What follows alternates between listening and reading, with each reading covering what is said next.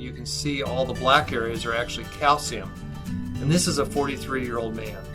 That calcium shouldn't be there. That's abnormal.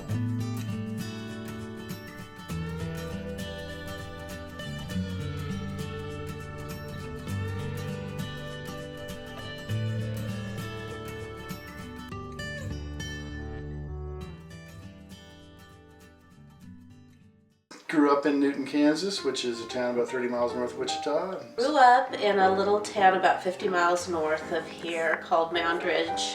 I loved to play golf growing up. Went swimming a lot. That's a good question. I just knew. I just knew that I just had to meet her and get to know her. And He'd follow me back and forth from class. He was always around. I could never get rid of him. And they said, well, what did you do? Did you call the police? I said, no, I married him. We have a 16-year-old. She's a junior named Madeline. She's a girl into theater and drama and dance. And then we have a 14-year-old boy named Drake, and he's loves Xbox, sports, history. Me and Dad. we'll watch football all day long. College football if you let us. Yeah. If she lets us. And scratch themselves. Yell, woman, get me something. Yes. Taking a breath, hold your breath. I was working with them on financial matters, and when they installed the machine, they called and said, hey, we've got this machine, we're tuning it up, would you like to come through? We'll do a cardiac CT on you.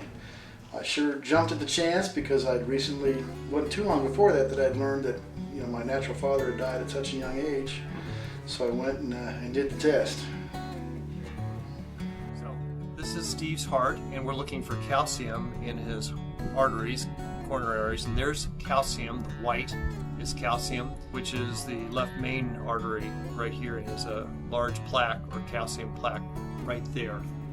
His ascending aorta is here, and then the widowmaker or left main artery is right here, and he's got a plaque right at its origin, so the blood's flowing from here to here, and so it has to get past this narrowing here.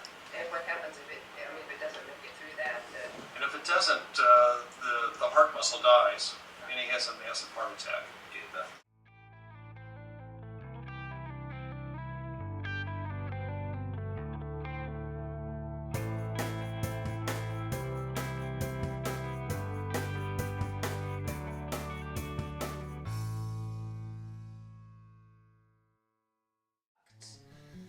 I had no idea that, and I don't think the cardiologist was expecting this either, that it would be so severe. And surprising that Steve hadn't had a massive heart attack, that he wouldn't have survived had he had a heart attack from as much blockage as he had. Think about raising the kids by ourselves, and it was so scary. I mean, they wouldn't let him leave the hospital.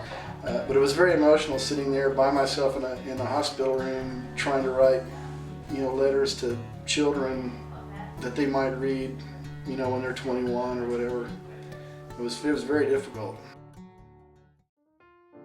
Grabbed, I don't know if it was the anesthesiologist's hand or somebody who was wheeling me in. Who said, don't give up on me, no matter what. Do whatever you can.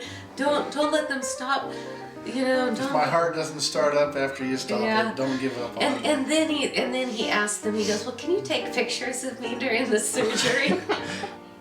I'm not very fast, but I always hold in the back of my head that I'm probably the first one crossing the finish line who's had 6 bypasses, so I do a little cheer for me.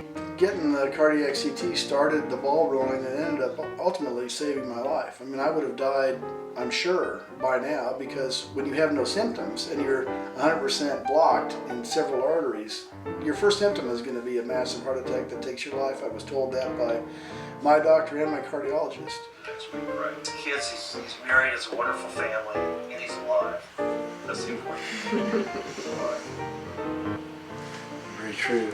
I should thank him for saving my life. Well, I think we did some. Right after I had the test, he took me back to the room and went through that.